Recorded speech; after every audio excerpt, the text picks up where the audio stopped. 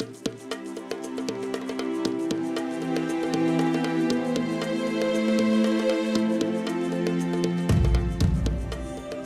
don't even know where to begin from, because when I was asked about this presentation, I was thinking very hard what to talk about, whether to talk about older ideas or newer ideas, research, things that I've been working on. But I realized that there is a project I've been working on in Tamale for quite a while now called the Parliament of Ghosts. It's this architectural space and form that I've been working on for the last 6 years, but as like a proper architectural form, like since 2019. So I thought it might be interesting somehow to go into that, go into the political forms and also the history of, let's say, so one might say artistic practice, or in terms of like looking at cultural forms and things like that, and how that might manifest, let's say, within, let's say, an artist studio and the various conversations that come out of it. So forgive me if I seem to, if I'm not going to be sticking to one particular timeline. I'm going to be jumping a lot back and forth in between different timelines. So if you have any question at any point in time, you can ask, or maybe when the talk or conversation is done, we can talk about some of those things.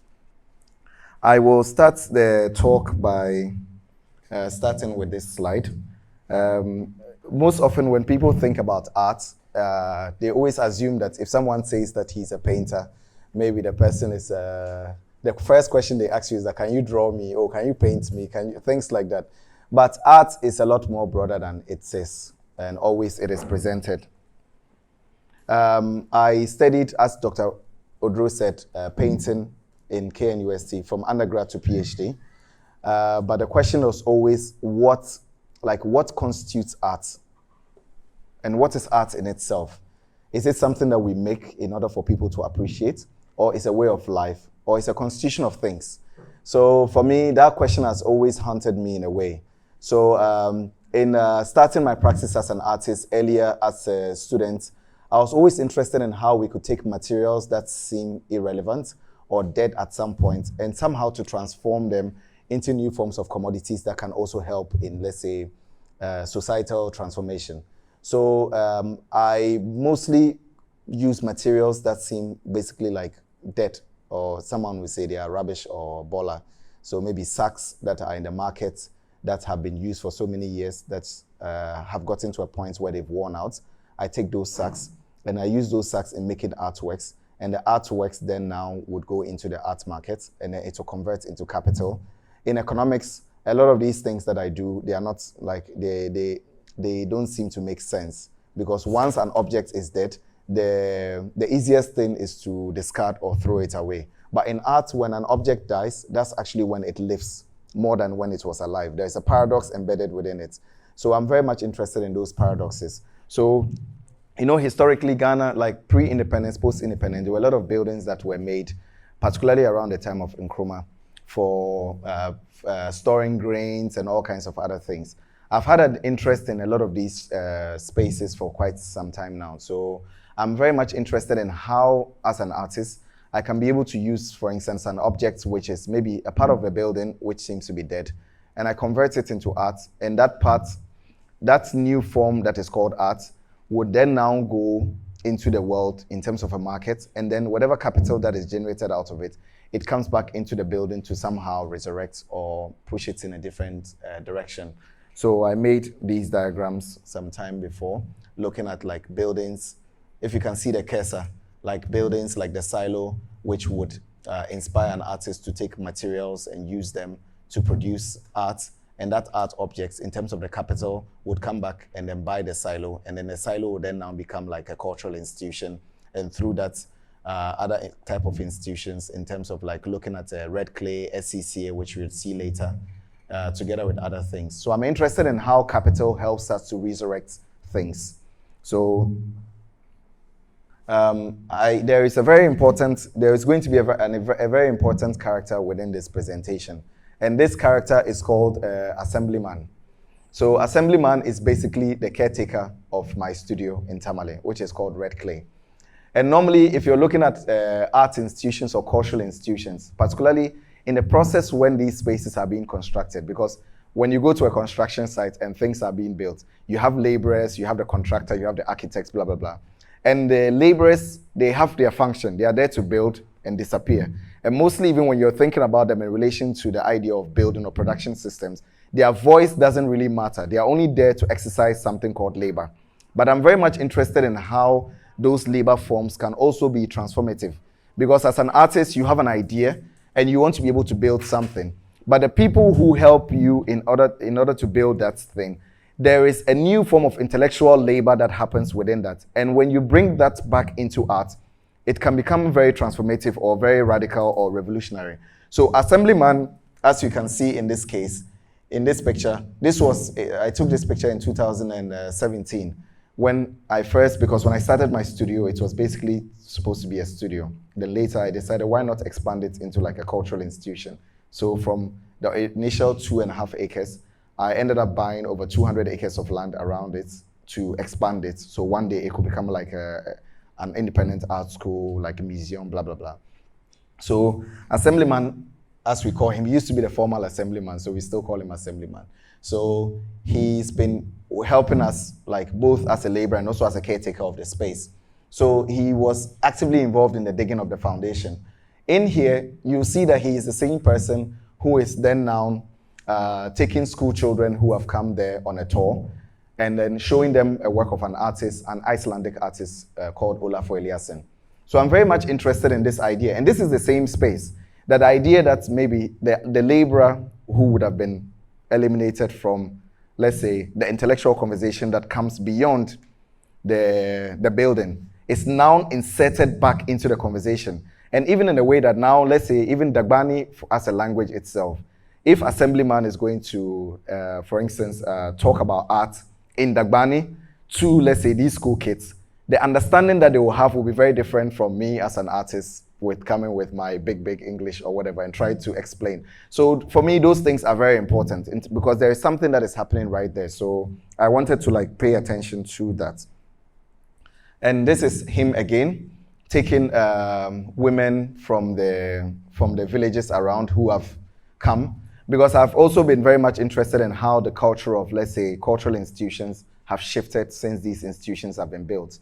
Because now, if you look at many institutions, even with the labor form I was talking about, these like women who would ordinarily, because in the north, like Tamale, if people are dressed up, it's either they are going for a funeral, wedding, or like they are going for an outdoor and something like that.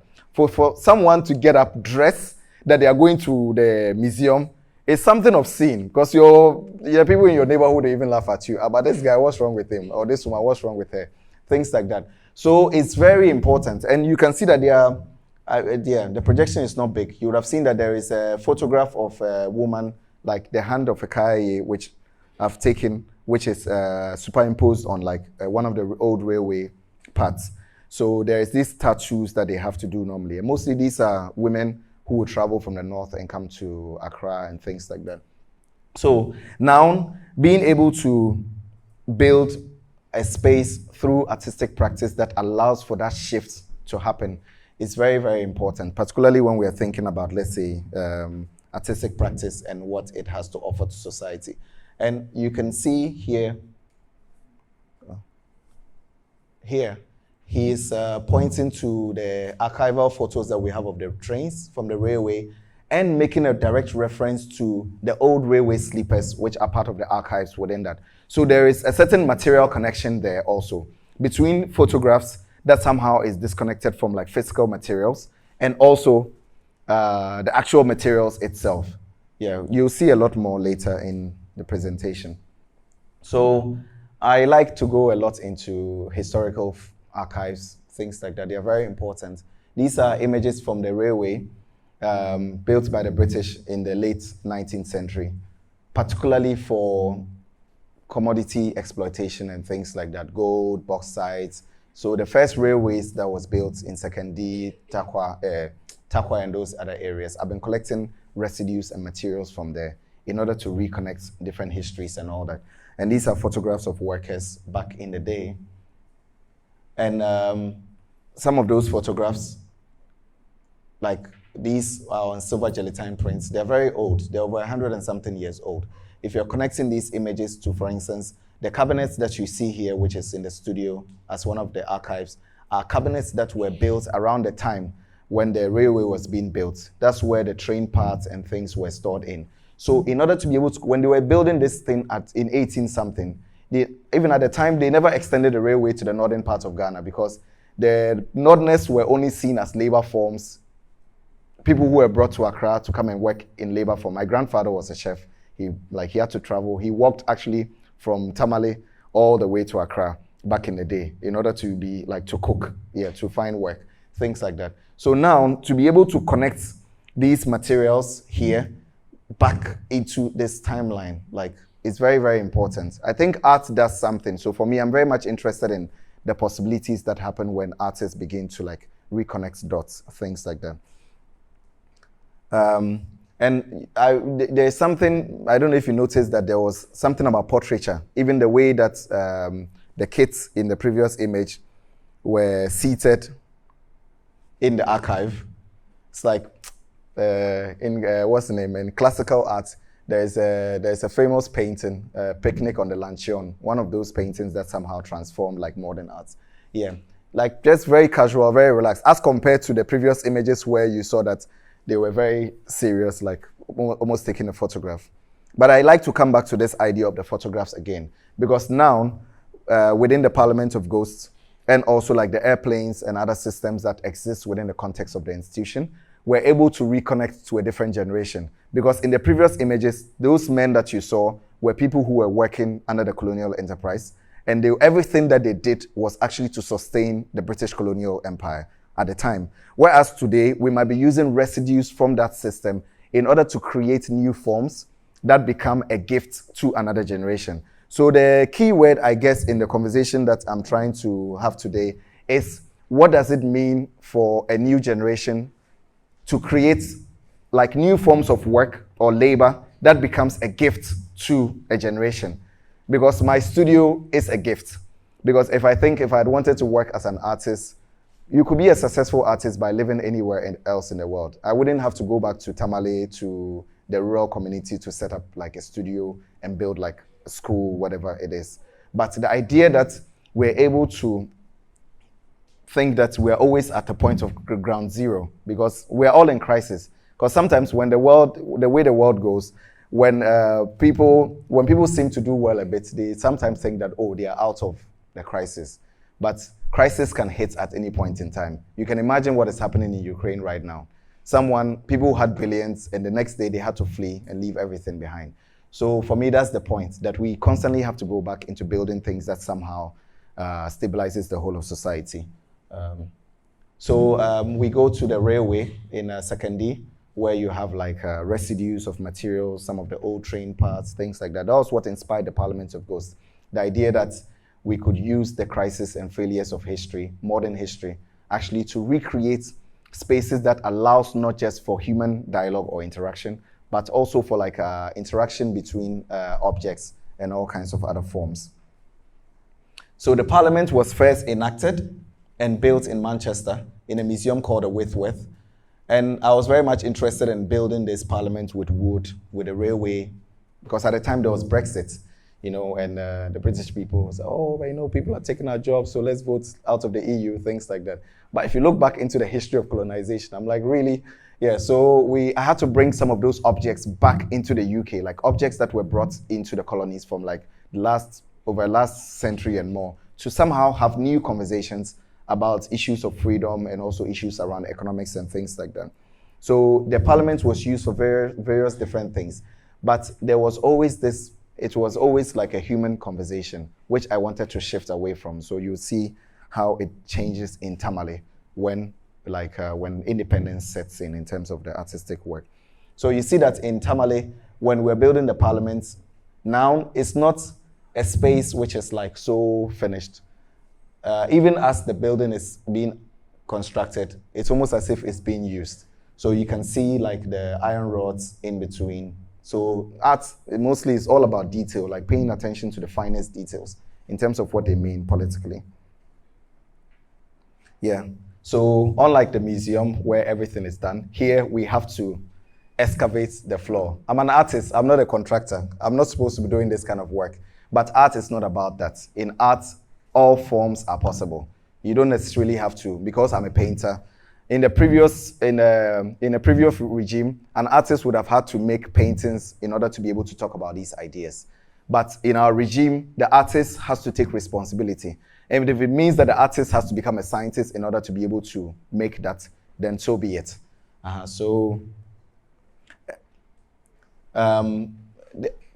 this point, I'll be jumping back and forth in between different images and things. As I spoke about earlier, the Parliament of Ghosts is supposed to be a space that allows for conversations and different forms of interactions to happen within. So in the previous image, you realize that we're excavating the floor. We start building the Parliament.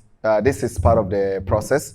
And there's water gathered in it because we built the Parliament as a negative space. So unlike Manchester, where the floor existed and we had to build the Parliament and something which could move, this time around, I built it as almost as if there's a wet clay and you stepped into the floor and it's somehow permanent.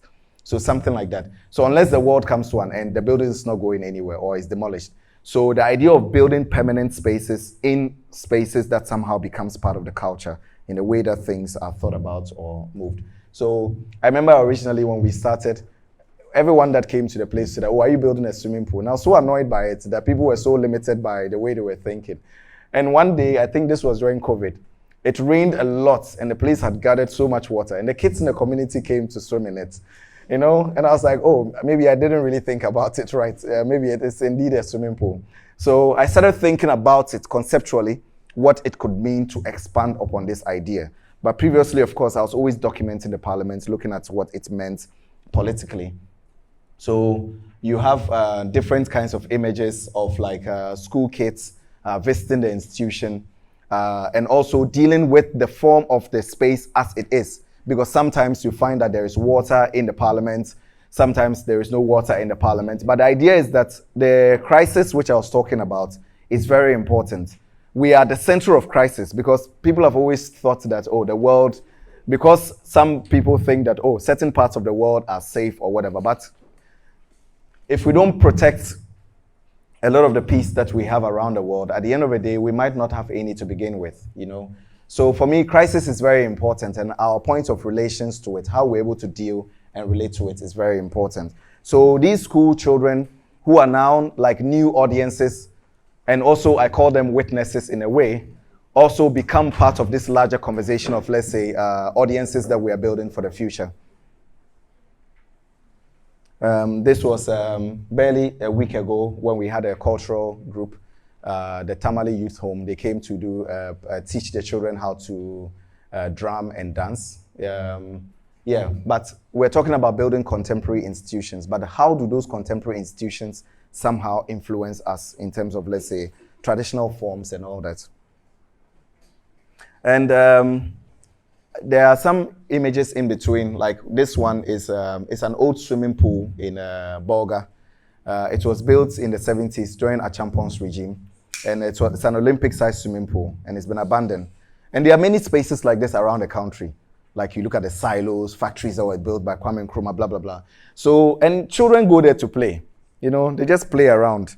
And I think that is very interesting in terms of how we can borrow aesthetics from these things, purely on a political level, if you're thinking about it purely and artistically, because it's such a beautiful space. You go there are goats grazing, there's water lilies in the pool, in the deep side. So I thought, wouldn't it be interesting if we could buy this space and then we could convert it, we could go back in time, not make it back into the swimming pool as it was. Because now, here you have like water lilies, fishes, snakes, and blah, blah, blah. But if you were to intervene in it sensibly in an architectural form, you could preserve the ecosystem whilst you built it in such a way that even if children are swimming in it, there could be a layer of, let's say, a layer that somehow merges the two ecosystems in a single frame.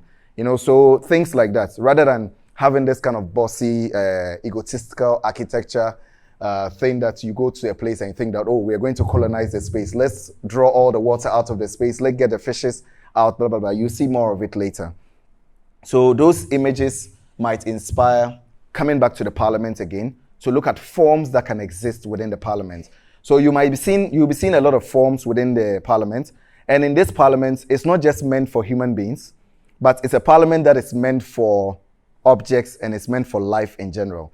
So we don't really need human beings to gather in it to pretend that they are having any sensible conversation. But even just the idea of plants in the space in itself without human occupation is enough. And it's one thing that art in the sub-region has missed for many years in terms of, because we always want to refer back to the anthropocentric thing, which sometimes can be a bit problematic. So some of them, there are images in it, like there are people in it, some don't have people. So for me as an artist, the images function very differently in terms of when there are people in it and when there are no people in it. This was just recently. So sometimes when you test the idea and then you test it forward again, like thinking about what it means.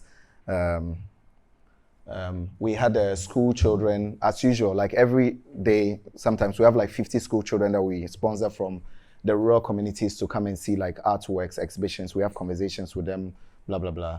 And it's really interesting that the parliament takes on all these different forms. And I was making a joke that we have, this is the school, the proper school under trees. Yeah, because, no, but it's interesting in a way that because we can make jokes about some of these things. But for me, it's interesting that the forms that would have existed outside in terms of the ecosystem now exist together with like different generations within a space that different types of conversations would happen in this parliament, whereas it would never happen in a very traditional democratic parliament. And sometimes you also realize that as the parliament, like this is one of the times when we were building the brick floor, and then we have the bricklayers laying the bricks on the floor. So how do you have labor happening at the same time with school kids, with professionals doing mentorship program, and then also like school kids who are coming to like see the institution for what it is? So for me, I'm very much interested in the idea of building of memory, the multiple layers and the forms that it does in the mind in terms of what does it really happen. Yeah, I'm not really looking for answers. It's more or less about the questions within it. What does it really mean in terms of like looking at culture or forms in a different generation? Yeah, so this is, I think, when we were casting the concrete of the parliament. And then back to assemblyman again. So this is assemblyman taking school kids in the parliament, whereas here he is helping to chisel the floor so we could relay the bricks in a certain form. So the labor factor again is very important, how to be able to switch, because as I said before, in a modernist traditional sense and in a very Western sense, the one who exercises the labor is very different. But what we don't have to forget is that labor in itself is very intellectual. So you cannot separate. Sometimes people make it seem like the laborers, they don't know anything. Oh, now that the building is done, let's get the sensible people to come. But no, it's the system around it. That's the system that we have to deal with and what it means. So there are different works of art that also occupy this space in different forms. This is a work that I made in Greece and Germany almost 5 years ago. They are consistent. It consists of these medic stretchers that were used in the Second World War that I collected from Greece. And I've used it, I've appropriated it and made different works out of it, from like the women who smoke fish along the coast of Ghana with the bed sheets and things like that. So it has this really interesting smell around it. Yeah. So now even other works of art are somehow contained within the space. Yeah, so some of the images are just to register even the idea of occupation in itself. Because one might have thought that after everything is done, that's when the occupation happens. But I'm really interested in all the labor forms that happen and the different timelines, those specific timelines, what really happens within them and what it means. Yeah, so this is the floor covered with the jute sacks and the shelves, which are made up of these old secondary school beds that I collected, which have these jute sacks within them. A lot of them are works that are in museums around the world. And one of these works might be valued between, let's say, $100,000 to $200,000. But in here, you see it, someone might think, oh, but this looks rubbish or something like that. But it's actually the gifts that I'm talking about. Because at the point when these things are happening, it's very easy to brush them aside and say, oh, but it doesn't really mean anything. But it's very significant in terms of what the image that is presented out of it. Yeah, coming back again to the labor. Going front to there are these plants in the north. They are called tankoro in Tamale and other places. They grow, and actually when there's drought, that's when they even strive. They are like weeds. When you're going to build your house, you have to dig them out of the ground. It's like a tuber. It's like yam. And during the famine in the 80s, it's very poisonous. You can't eat it, but people were finding ways to treat it so that they could eat it. So I'm very much interested in the history that it presents, but also as a life form in itself. We have the school kids again with hay within the space, and this is the hay that they would use in repairing like roofs and also the thatch houses and things like that. There's a proper image of it elsewhere. And we go back to the railway, which I've been documenting for some years now, and all the renovation processes that have gone on in it. A lot of the archives that you find in the studio are coming from the railway, things that I've collected from history, things that would have been discarded that have so much embedded within them. But now, through contemporary reinterpretation, we can be able to think about them differently. Again, so I want you to think about these images in relation to the parliament, because a lot of these objects might occupy the parliament space, like as they were, the original buildings built from 18-something versus what they are now. Because sometimes, even when we are thinking about the idea of renovation and things like that, they just, as I said before, they scrap the entire thing. Like there's a facade of a building that probably is the only type that exists in the world. But the government doesn't care. It just goes and breaks down the building because it thinks that, oh, I have to give the contract to someone. So those sensitivities are the things that we are talking about.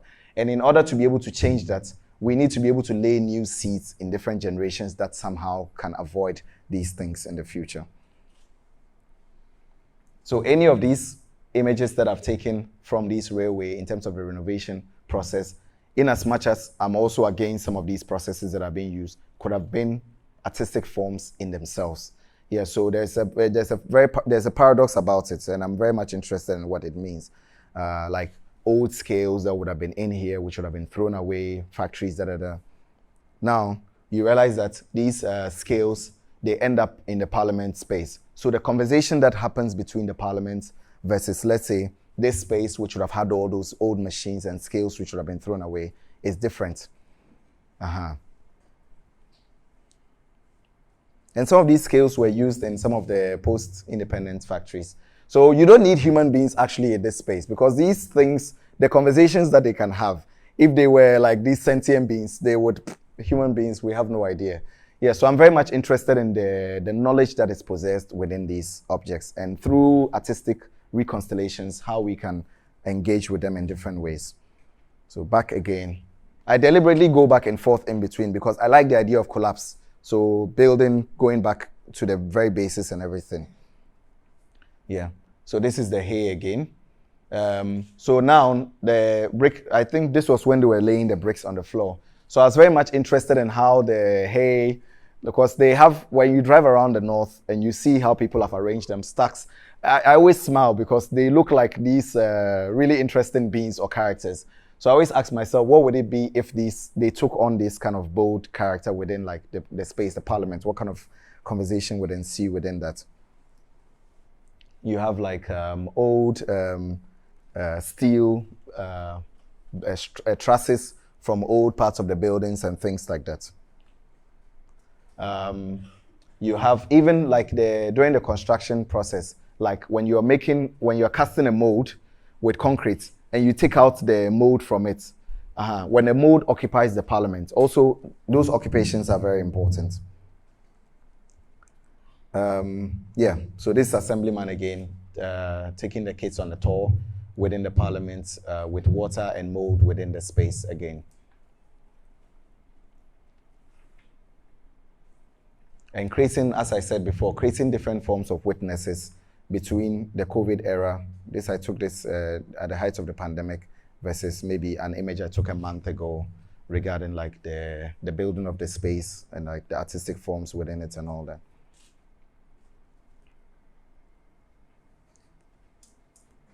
Yeah. Yeah. Yeah, so there are sometimes I also take different images in terms of like landscape, portraiture, things like that. So you could also see the relationship between that and then the trusses, the steel trusses, yeah, at the top.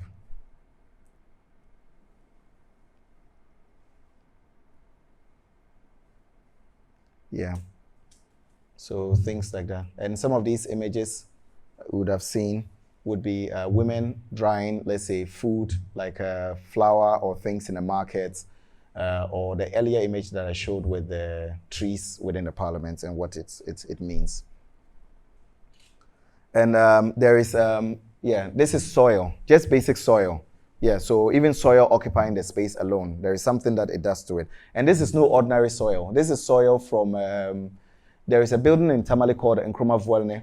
It was built by Kwame Nkrumah in collaboration with like these Eastern European architects, mostly Russian architects, back in the day, like around the time, the post-independence era, when the hydroelectric dam was built, Valco was established, Tema was established, industries were being built, and some buildings were being built, very key, important buildings, which was connected to the foundation of the African Union. But a lot of these buildings were abandoned when Nkrumah was overthrown.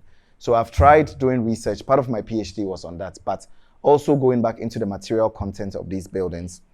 So these are some of those buildings. I'm sure you're familiar with some of them, like these buildings in Ho, Tema, Valco Runabout, Cocoa Processing Company, things like that, yeah. So I've always gone back into some of these spaces and what it means, like in terms of ecosystems that are formed within those spaces. And one of them that I bought, there was an entire like ecosystem underneath it, fishes, bats, snakes, so many things. And also the city had poured a ton of soil into the building in order to conceal it.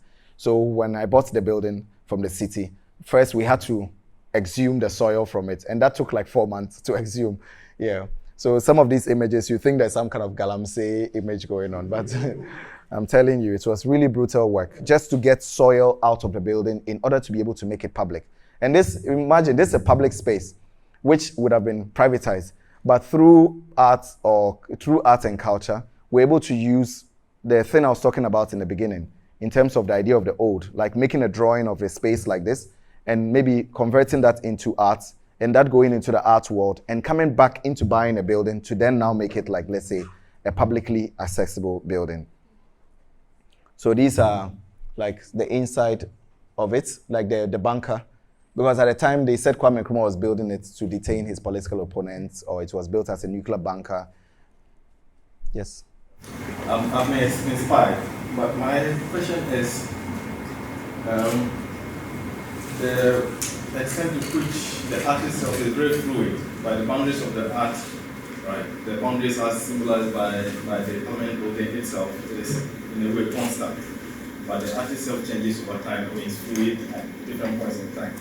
I want to go to the extent to which this reflects your own personal vision of life, and do you see any relationship between that fluidity of space and perhaps the way culturally in Africa we relate to certain spaces? I remember growing up in a village where, I mean, the space in front of the house is essentially multi-purpose space. At one point in time, it's the venue for a funeral. It's the same venue that is used for a wedding reception. And I'm trying to see in my mind that there are linkages between how fluid the art that you're presenting, the spaces, and at the same point in time, it's constant to some degree. So I want to, if you can comment on how that relates to your own personal vision, right, of life, and whether you think my attempts to associate it with my own vision, I mean, what I grew up experiencing is right. No, it is right. Of course, art is always somehow influenced by life and the things that we see around it.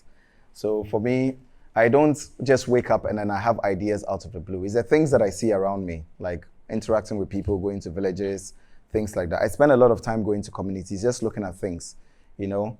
And when you go to people's homes, sometimes you get to learn a lot, even how they use spaces. Historically, when you went to people's homes, they had certain types of cabinets and even the types of chinaware they would collect and how they would use those chinawares. Sometimes you wouldn't have to look so far. You'd have to look even within a cabinet in order to be able to see some of these things. Yeah, so for me, it's exactly as it is. Yeah. As an artist, I'm only trying to push the boundaries of it. Yeah, because we think of it mostly in a domestic sense. but I'm trying to institutionalize it. So it becomes much wider. So more people can, like, there are kids who come to the space and conversations that you have with them, the next time they come, because I always tell them that you can start even building your own archive. So sometimes things that they would have thrown away, or they see certain things in their community they don't really pay attention to. But through these kinds of conversations and connections also, it makes them a lot more conscious, even about the decisions that they make. And I think those decisions are very political in terms of how it transforms another generation for a future to come. Yeah, it's not so much, for me, I'm not so much concerned about the present, but about how we're able to interpret things now that somehow influences the generation that is going to emerge in the future, who would fill our positions. I think that's when change can happen, but you can't change anything in 4 years or 8 years. You need an entire lifetime in order to be able to change something. Yeah, so those are some of the things that influence me. Did I answer?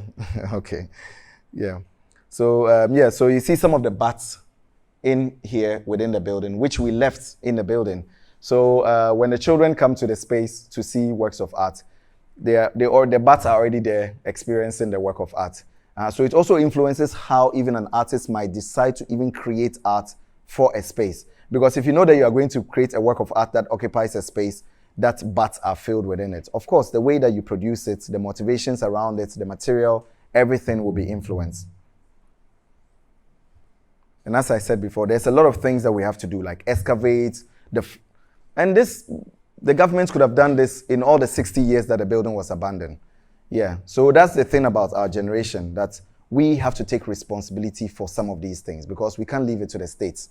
The state has proven over the last 60 years that it's actually quite incompetent when it comes to, and it's not a political thing or a partisan thing, it's just a systematic problem. That year after year, political party after political party is the same problems that we face till date. So as artists, as entrepreneurs, and I'm not saying that everyone has to be an artist, but everyone has to be conscious. The thing about being an artist is that it brings you certain sensibilities that normally, if you were a businessman, you wouldn't care about. You don't care if you're damaging the planet in order to make things. But if you're an artist who is thinking as a businessman to industrialize, then you're a lot more sensitive. Oh, how do I think about the ecosystem? So those are the questions that I'm trying to pose.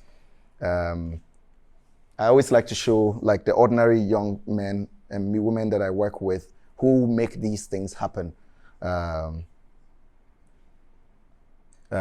School kids in a silo now seeing artists' works, and you realize that in the bunker we don't have so much light there because of the bats. So it's also the sensitivity, because when you put so much light there, then you are disturbing the bats. So how does an artist make a work that requires little light that can also allow for people to navigate these works of art? And when we're talking about exhumation, it's not just about objects, but also about people. So this is Kofi Dawson, who is an artist. May he so rest in peace. He died last year. And he was an artist that I was having a conversation with some years ago as a student. And we thought that it might be interesting to do a retrospective on his life's work.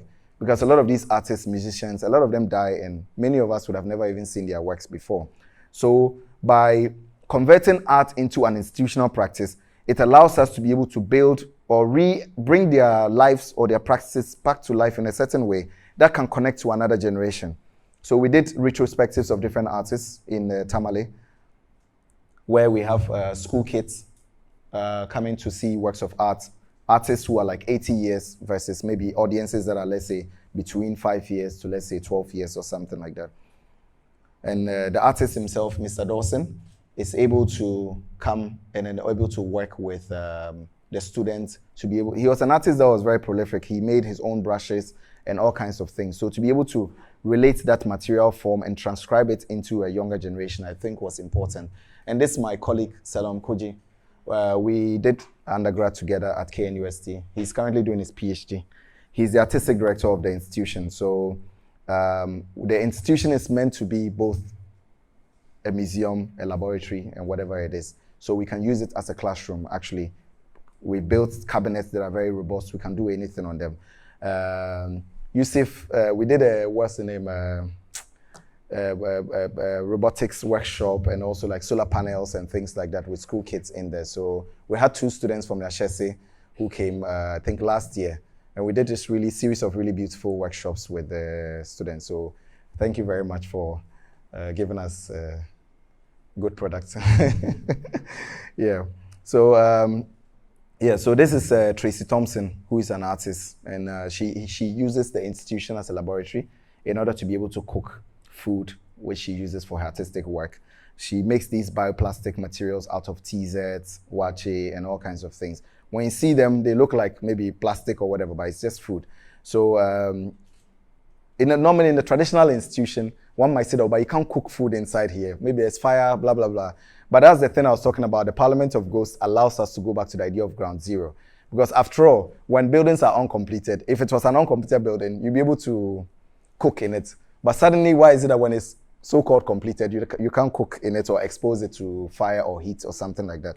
So those are some of the questions that actually allows for art to be open in ways that wouldn't have been. Coming back to the images of the Parliament. So in here, you have different things occupying the floor of the Parliament, like food, flour, which will be dried on the floor. I'm sure some of you, when you go to the market, you see that they've dried like flour on the floor or things like that. Mats on the floor, which normally will be used for conversations or things like that. I pulled up an image from like the railway, from some of the trains when they were being built in like in Germany, in a town called Kassel. But looking at that system in terms of occupying spaces versus like exposing the space, let's say, even to the idea of like objects that we are familiar with, bringing let's say a bike repairer into the idea of the Parliament to use it to be able to like just as a repair shop. Ash. During the dry season, they burn the forest. So using ash to cover the floor. So I'm interested in the subatomic, like all the different things, like going back and forth in between things. Things that you might concentrate on, you have to look down. Some of them you have to look up. Yeah, eye level, things like that. These are the seats from the old trains from the Ghana Railway Corporation, the third class coaches and all that. These are seats from the airplanes that I bought and sent to Tamale. So now the airplane seats become characters that occupy the Parliament. They're having dialogues and conversations, but there's a question around it. What does it mean when the airplane seats leave the airplane? What happens to the void of the airplane? If we're having, let's say, we're converting it, let's say, into like a classroom where we're teaching drone technology or things like that, versus what does it really mean to exhume, almost like the silo, which we then now took the soil out of it, and then now it's empty and we can fill it up with bodies, school kids, experiencing culture in very different forms. So there are questions. And in there, you have, let's say, drawing classes, things like that. Because sometimes people might say, oh, but that Ibrahim guy, he's trying to destroy art, blah, blah, blah. I'm like, no, but I'm trying to create an enabling environment that even pushes it further and increases the imaginations and possibilities around it. Because no one would have thought that the cockpit of an airplane could be used as a classroom to draw, to combine with new drone technologies, things like that. Because by putting the joystick, which the phone, the Android or whatever, contains all the things that you see in here, has been compressed now into like an app. So now what does it really mean to be able to put those two timelines in the same thing? It's similar to bringing the soil from the silo and then also building the Parliament now and putting them in the same timeline. Yeah. So what happens when two massive objects occupy the same space? There are wormholes and things like that. So I'm very much interested in the imaginations that leaps out of it. Those are the imaginations that we need, particularly when we're thinking about generational transformation in terms of thinking about life aesthetics and things like that. Again, to the portraiture, again, like looking at like the drone technologies with the airplanes and what it means. And a lot of these are borrowed, of course, from historical images. So these are from, let's say, the early 20th century of trains that were being transported to Ghana for the colonial enterprise and things like that. I remember when I had gone to see the Minister for Railways at some point, talking about the fact that, we could transport the trains to other places in the country and we could create these new kinds of mobile institutions. And the question he asked me was that, how do you transport a train from here anywhere? And It was really painful. And I was like, have you seen the images of how the British brought the trains back 100 and something years ago? And we're in the 21st century. So if a person like this is occupying a government position, how do they create any transformation? No, but it's a serious question. You know, it's left to us within this generation to change some of these things. Yeah, because if the minister cannot imagine that you can transport a train in 2021, how is he going to transform the thing that you're talking about, the society that you're living in? So those are some of the things. So the imagination is very important. And cultural institutions, like Dr. Odro is trying to do, is very, very important. Because after all, at the end of the day, we are not just, those science, medicine, and all these things are very important. But culture has a way that it allows us to be able to leap the way we think. And that thinking is very important. Yeah, so you can imagine, like, I'm just looking at an image of, like, transportation of trains, and I'm using that to transport airplanes from Tamale, from Accra all the way to Tamale on road.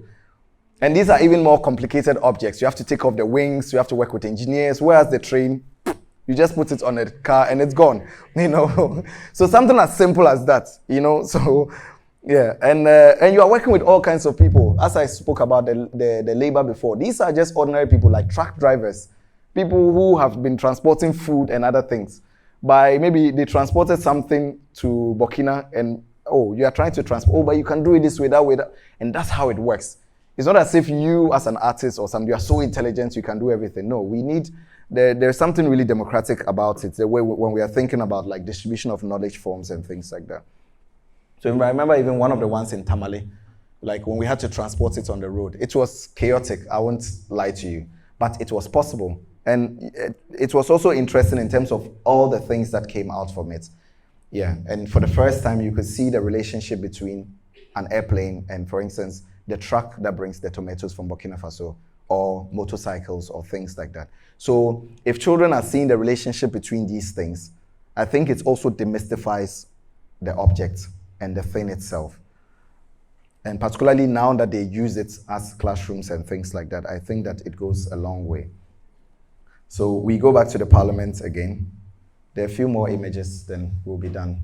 So in here, you have the seats from, you know, back in the day, they had these seats in Tamale, they call it Wabgu Napong. In English, it will translate into the leg of an elephant, because of the design, the way that they were. And back in those days, if you had this furniture like you were like Preman, top of town. Yeah, you had all the fans in town. So now that there is a man in Nsawam that Dr. Drew is familiar with, he goes around communities and people, like when people are dead, their relatives sometimes like to throw things of their belongings away. So he buys those belongings and he keeps them. And I've been going to him systematically to collect objects that he collects from places around the country. Furniture, gramophones, records, all kinds of things. So I collected all these furnitures from him because I thought that the furnitures contained all the different forms of memory that existed in those timelines. Because some of these furnitures are coming from the last 80 to 100 years. So how is the memory contained within these furnitures represented within, let's say, an institution in terms of building new knowledge forms? Playing with light, cement paper hats that the laborers would normally put on their head in order to carry concrete. Later, I don't have those images here, something we are currently working on. We have the shelves now that we have all the cement paper hats inside in the parliament. Yeah, back to the excavation with physical labor within the space again, in connection to that. With the hay that was standing now as something that is on the floor, with cattle grazing within the space. So it's sometimes it's almost senseless or it seems very stupid, but you can't make art, you can't be sensible and make art. That's why they always say that, oh, but the artists are crazy. Yeah, because the moment you start to think that you are wise, art is finished. Art is not about, of course, there's a certain sense of wisdom around it, but it requires a certain off-road a bit. Because if everyone thinks that they are sensible, then no one will think outside the box. So you need to be a bit off in order to be able to recreate these things. And you see, suddenly it makes sense between the parliament with the cattle versus the goats in the Borga swimming pool or the kids playing around there and all that. Because these things, as the guy's question, they've always happened. But he says that we don't take notice of it. Because they're like, oh, that place that the goats go around to play, like, or the kids playing. But there is something really about that space in terms of the aesthetics and the forms within it. And if we're able to like change or harness it, it changes the way that we think about space and the occupation of it. We had a City TV caravan 2 weeks or 3 weeks ago where we did a performance in the space. We have these old motorbikes that I've been collecting from the 80s and 90s. Yeah, so looking at different objects and how they occupy the space.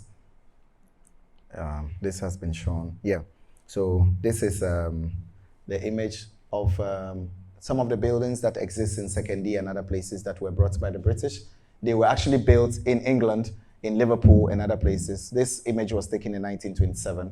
So they were constructed, they were taken apart, and they were brought to colonies and reassembled for the colonial enterprise. So I'm also very much interested in what these buildings are and the connections that they draw back. And looking at that in relation to even labor forms now, again, the people that you're working with, what does it mean actually to like building new spaces that are a lot more emancipatory and also what they propose. So these are the final images of like audiences, new audiences in the institution. So like, as someone would have said, oh, but the guy hates painting and things like that. No, but I want to be able to do things that allows for painting to be able to flourish in a way. So now you can be able to connect at least new types of audiences who would have existed in the same timeline. Because a lot of these people would have lived at the time when Mr. Dawson and other people were painting, like my father. But we're totally disconnected from it in terms of that same history. So that's what I'm trying to do as an artist, to somehow reconnect and extend, both in the future and also back in the past. Yeah, so both ways.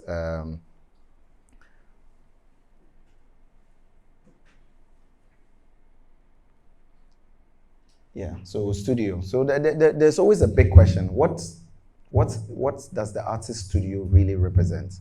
Is it a place where you just make work and it goes into the market? Or is a place that becomes a space in time that allows for transformations to happen within?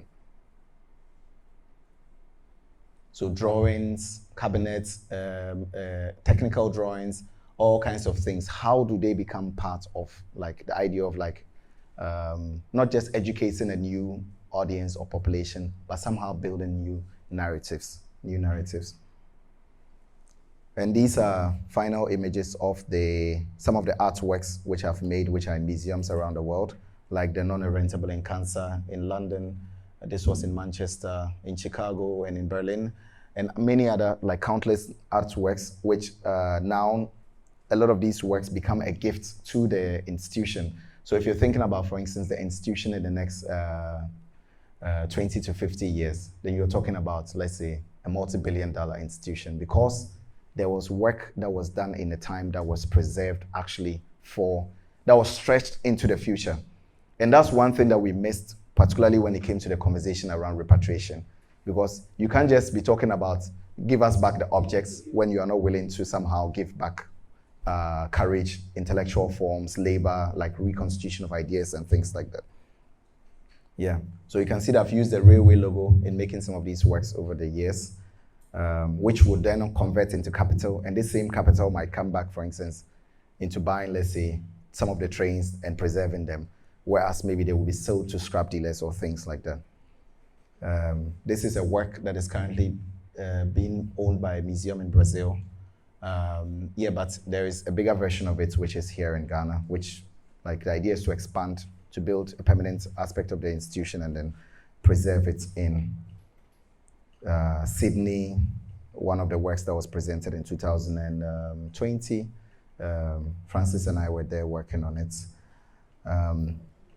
Now you have these people that you see here.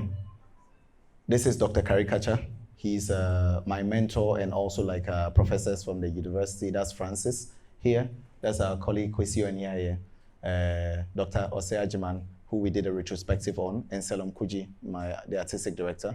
going to an artist studio and working with the artist to be able to exhume their practice and bring it and give it new life.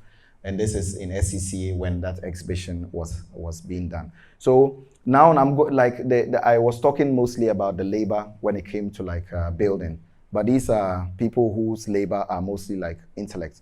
So don't get me wrong. It's not like I'm saying that, oh, let's just the labor. No, but the labor, as I said before, is an intellectual thing. So it cuts across, both within the physical hard work sense and also within, let's say, a theoretical sense that does something different. Yeah. So this is the studio, red clay, which has the airplanes, blah, blah, blah, the studio, residency spaces, cinema halls, library, things that I'm still building. Is composing of like 200 acres plus. So the idea is that in the future, it becomes like an independent institution, like both art, architecture, or engineering that can allow for artists or cultural practitioners to leap and go back and forth in between different disciplines, things like that. So so it's just, I hope it wasn't so much of going back and forth. It's mostly just, for me, I just like to think about ideas and I like to play with those ideas. So I'm sure you have a ton of questions. And then, if there's anything that was left unanswered, we can talk about it. Thank you. I think one thing that seems to be very evident in your presentation is a lack of continuity of ideas and projects once the originator is born. And so that brings me to ask, regarding you yourself, like everything else, our time here is limited. So what happens once you are no longer running the institution? What happens afterwards? That's the question. I don't know, honestly. I have no idea. I have no idea. But the best thing for us to do is to do our best whilst we're here. That's all. We would have done the best, because the thing is that you can only project as much as you can into the future whilst you do what you do. So that's why it's important to build a community around it. So I have my studio assistant, Francis. We have Benjamin. We have Salom Kuji. We have the community in Kumasi, Black Star Alliance, the community of artists that we work with. In Tamale, there's an entire community of people that we're working with. So that's why we focus a lot on younger people, because the idea is that you are supposed to build an interest in people who would be interested in occupying these positions or roles in the future. So hopefully, I might not know now. If I live past the next 20 years, maybe I'll be able to see it. So it's when you're doing something like that, it takes quite a while to be able to tell how the direction that it would go in. But at least the most important thing is to stay true to the thing that you're doing. Because some people might want to do something like this, but along the way, they're like, but it doesn't make any sense. But you just have to believe in it. Because one day, because if a lot of those spaces had never been built, some of the factories and spaces I work with, today I wouldn't have had the chance to be able to take the residues from some of those and work with. Of course, some of them were built not to the right intention, but it's always possible to somehow transform. At some point, the institution might fail or collapse, but what we forget is that you would have laid at least a seed, even if it's in one or two other people, and they might do other things. Because I'm very much interested in Nkrumah's work. Though a lot of Nkrumah's work never finished, a lot of those ideas is only what guides me today in order to be able to do the work that I do. So it doesn't really mean that Nkrumah, even if the buildings failed, his ideas still live on in a way. So for me, the ideas are the most important thing. Once the ideas can spread far enough, I might not get someone to succeed what I do, but they might go on to do other things that might open other portals. And that is where I think my interest is in. Yeah. My name is Nai, and I want to ask about the communication between the objects in the Parliament of Ghosts. So you are saying that you put steel trusses and haystacks, and you communicate. I don't understand. Yeah. Well, it's quite poetic in a way, because in art, poetry is also very important. It's not as if, because I don't speak steel or hay, so I wouldn't be able to know what happens within it. But at the same time, you know that there is something happening within there, because materials live, you know. It's not as if they are not just dormant. Even if some people think that, the chair, once it's cut, the tree is cut, it stops living. No. But there is something, life always extends beyond what we know it to be. So for me, the communication is not just a matter of just the objects, but the position of those objects within those spaces. So that's why I like to jump back into the railway to look at even things within the railway and how they're being arranged, or even like composition of, let's say, photographs or things like that. What does it really mean when all of those things come back into the same space? What conversations happen within it? Imagine if humanity was extinct and these objects were the only thing that were remaining, and suddenly they came back to life, and then they had to somehow repopulate the world with different forms of life. So there are questions. And that's why I said that it doesn't necessarily have to make entire sense, but it's more or less about what the question raises. What the question raises, I think, is what is most important. I think those who do mathematics might understand some of these things a lot more, because when you pose a question, you're not really meant to get an answer, but it's actually the possibilities that arises out of the question that I'm somehow interested in. Yeah. Okay, so what I wanted to ask was, moving the plane, you said you had a lot of like difficulties. But one thing I realized from the pictures was like it looked kind of close to the stores that were on the road. So I was thinking, before you like plan to move on the road, you check for the size, and also did you have like a plan B for if it could not fit on the road, like if you couldn't transport it on the road? You know, my interest in this was in 2015. And I only had the courage to do it in 2017, but it didn't happen until 2018, the first one. And of course, yes, you have to measure the road, literally. So measuring the road, we had to travel from Accra to Tamale, checking the bridges, all those things were information that we had to gather.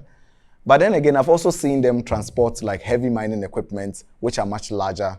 Like sometimes they occupy more than half of the road, all the way to Obuasi and other places. So I'm like, yeah, but it's possible if they can transport these objects. And it means that we can also transport the airplane. But the most difficult one was the one from Tamale, the Tamale airport to the space. It was the shortest distance, but the most difficult, because we didn't want to take off the tail. And they have these high tension crossing the road. So we had checked, everything was possible. I have an uncle called Uncle Lisa. You need those types of people in your life. The person that when you say you want to do something, and later on you're like, hey Charlie, the thing is not as easy as I thought it was. Well, they'll be like, you have to do it. So he was like, it's possible. And even the day when it was going to happen, I went to him and I told him, Charlie, this thing, I'm afraid that it is like, oh, it will happen, because we had tried getting permission from the Volta River Authority and the Gridco, whatever, to turn off the lights in Tamale, because once the plane touches the high tension, it sparks fire and it might electrocute someone. There might be problems. And they said they will not do it. Like, why would they do it? Like, this, what kind of unserious people are you who transport an airplane? And then we're working with the military guys at the airport base. And you know the military, those guys, they're like artists. They don't care. They just do their things. So they helped us to get the plane to the roadside, and they were like, all the best. So now we had to do the rest. But we had a police escort, like the one from Accra. We had police escorts, armed policemen for safety, blah, blah, blah. But this one, it was just a police vehicle. And they were directing traffic and things like that. So once we started, someone called the guys and said, there's an airplane on the road. And like, a plane has crashed. They said, no. So the boss himself, we've never seen him before. He showed up from nowhere. He showed up. He was like, what's wrong with you guys? We thought, he said, no. I was like, we've done it. So right now we can't go back.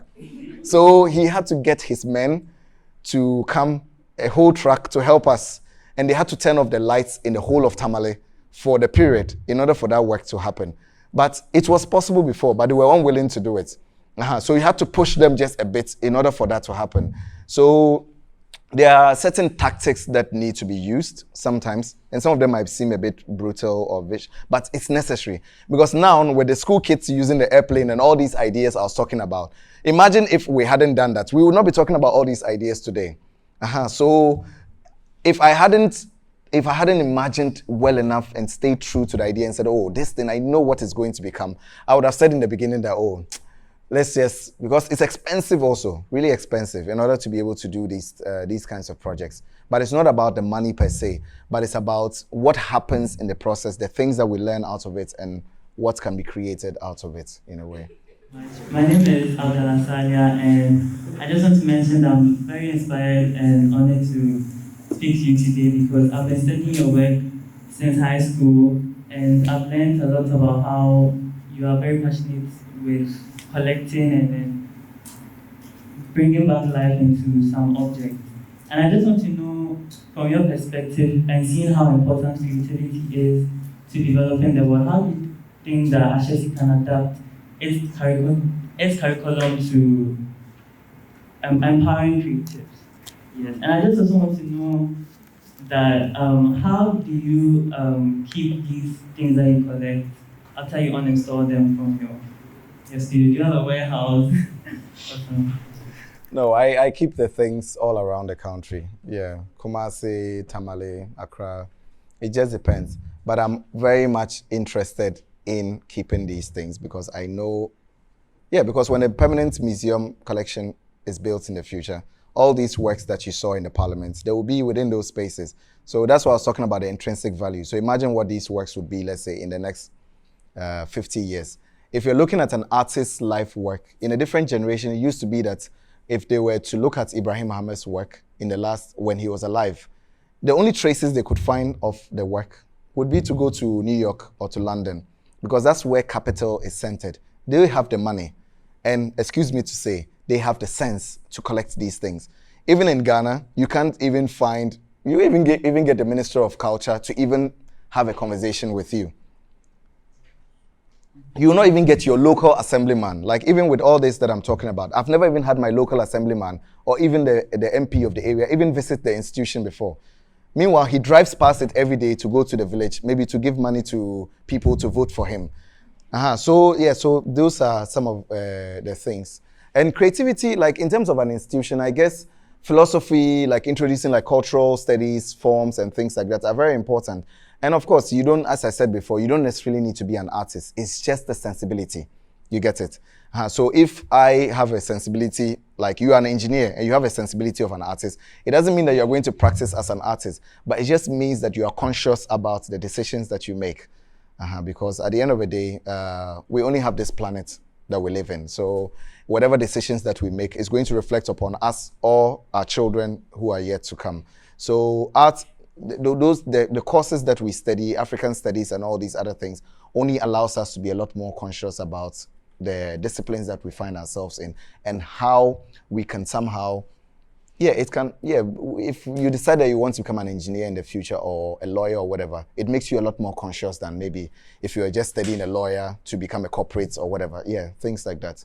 I wanted to ask if all of that actually translates into something more than just the graphical side of it, whether it translates into poetry or stories and all.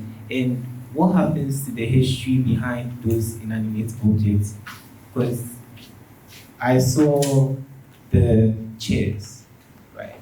The chairs were having their own beautiful conversation. You know the story. But then what about the rest of us out there who are just looking at your work? Art sometimes comes dead when the artist has to explain everything.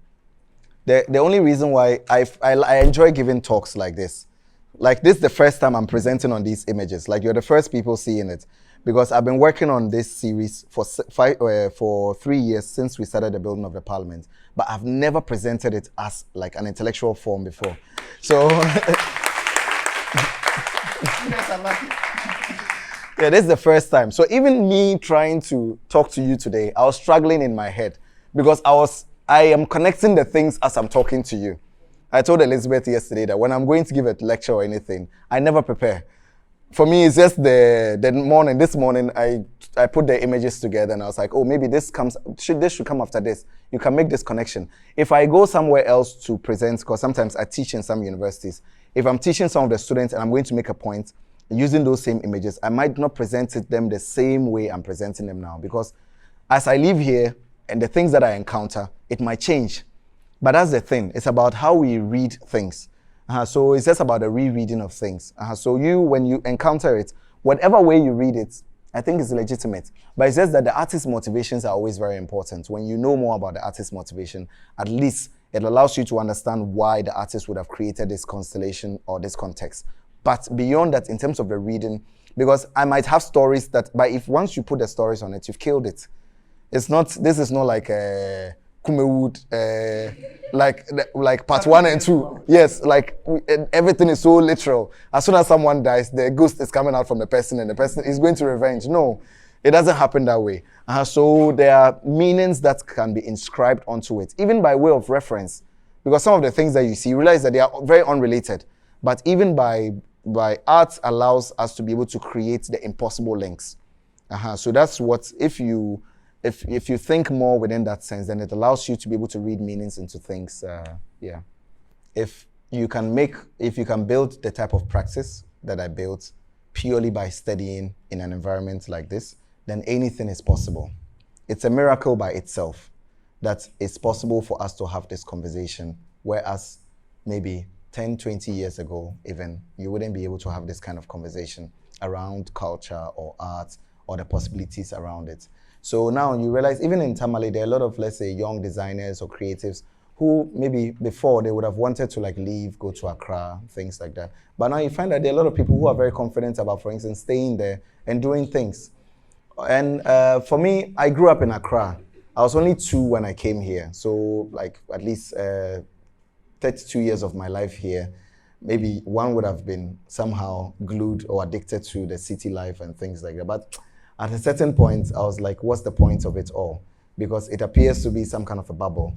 So why not even go outside to a place where your work can have a lot more influence on people in terms of the way they think, the way they practice, and also not just the thinking and the practice, but also the gifts that I spoke about in the beginning, like people, like ordinary people. Like we have a program now that we're doing at the center, which involves doing workshops and also literally paying for a bus. And we also have a bus that goes to schools in rural communities, and then we pick them, we bring them to we go through all the 3 institutions. As we do that, we are mapping out the city, conversations that happen within it. Sometimes we do workshops and things like that. You have no idea what those things does to the attitude of, let's say, a future generation. Because 10, 15 years from now, when those children are now, let's say, in their 20s and they have to make life important decisions regarding how they contribute to ecosystems within the places that they come from. Because everyone would have thought, oh, but if I come from a village in Nantong or Karaga or something, your whole life, your mind has been that, oh, one day I'm going to hit and then I'll move to the capital. And you realize that it's happened over the years. That's why the city is congested. Yeah. But when people also say that, oh, we want to make, let's say, this place like Dubai or New York, I'm like, no, we shouldn't make it. It's terrible. We should create as a quality of life, how people can think and how people can live within the society. That's what matters. And by building strong institutions, it allows for life to be able to flourish in ways that when people build up that habit, when they are, imagine 15 years from now, maybe someone is my age, and then he has the chance to live elsewhere, and he says that, oh no, I would stay back in Karaga, and then I'll build, let's say, I'll build a school, I'll build this, and someone else say, oh, that's how you develop the societies or the communities. Yeah, so for me, I think of it on multiple levels, yeah. My name is Abdulaziz, and I'm from Tamale, right? And I know our society values respect, and they don't really encourage questioning and trial and error. So I wanted to find out how you discovered your passion in art. And my second question is there something like indigenous Dagbani art, and how does it influence the Kampo people? Thank you. I guess the question of the respect always comes in. Yeah, it's for me. I was very fortunate that when I was growing up, my father was very interested in art. He studied art, back in the day when they were doing all their O levels and plenty things. He studied art. So when I was going to secondary school, there was a chance that let's let him do art and let's see, because I used to draw a lot. But of course, I have older brothers who are already like doctors and engineers. So I'm sure my father was really testing. He was like, I want to see how failure looks like. So let this one go and do art. But little did he know. So so I had a chance to go and study art. And and my father always say that, oh, but like some of the things that I do are questionable. They are strange. Like even at home, like in the North, when your father or your talks to you, you don't talk back. Like everyone is always so afraid of my father, but I always ask him questions, challenge. So when they want to pass something, like a bill, they will pass it through me. They're like, oh, they know that you are not correct already, so you are the one who can go and say it. Things like that. So for me, the freedom was there. So I was thinking, how do you expand on this freedom? You know? Yeah, so with the question of respect wasn't so much. So of course, you can always show respect through different ways. I think it's rather sad in our generation if we want to keep to that older system of respect by somehow killing off ideas and things that we want to do. Because sometimes, clearly you see that this thing that you want to do is interesting. Like you want to do it, but you cannot do it this way, and they kill it. Yeah. Like recently I was having a conversation with my father regarding COVID, because my brother had come back from Cuba. He's a neurosurgeon. And he was stranded here, and now he went back, and now he wants to come back again and do some kind of service. My father was like, but why does he want to come back? Because when he comes back, he can't go back, blah, blah, blah. And my other siblings had already, and they failed. But that day, like I told him that it's good that he comes back. And my father was like, no, he's not coming back home. And then I just took 2 minutes to explain to him why he can come back home. And then he was like, oh, interesting. Then why is he not here already? Like, so I think we have to evolve even the way that we respond to the older generation. If we don't evolve, then they will remain the way that they are. Because a lot of them, they are dinosaurs. They know what they know, and they are just stuck in their ways. But at least we have to evolve ways in which we can communicate with them, but at the same time, whilst we are not disrespectful. But sometimes, disrespect might also only be the other way in order to be able to get something done. So there are two ways. But for me, I always prefer the very diplomatic way of doing something first and foremost. And then beyond that, if we have to, like, for instance, cut the old system away and then start a new one, why not? It's necessary. Yeah. You asked, there was another question. I think the indigenous, that one, what's the name? There are many different forms. Currently, there's an exhibition we are working on which would involve like archaeological findings, old objects that were buried like many centuries and centuries ago. And also like when you talk about like indigenous art forms, like even music, drum making. I've been collecting these leather forms in Tamale recently, like the boots that they use for the dance and all that. Smokes, I've been collecting these smokes for the last 8 years, and a lot of the smokes have been passed on from generation to the other. So even that smoke, a lot of those traditions would have been lost because designs that were made, let's say, a century ago when we're using cotton, it's not the same that they do today that they are using Chinese threads. Mm-hmm. So by going back into the older objects, the material forms, it gives us ways, because now you can decide, okay, fine, why not create, let's say, looms that can allow us to be able to create designs that have been extinct or things like that. So I'm interested in it on multiple levels, like industry, like why can't we make bricks of different types of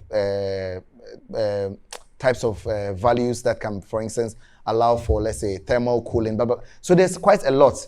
For me, it's just a possibility. Once one thing happens, you ask yourself, oh, but this is possible. Why couldn't we have done it in the last 50 years? Why not this? Why not this? Why not this? And it continues.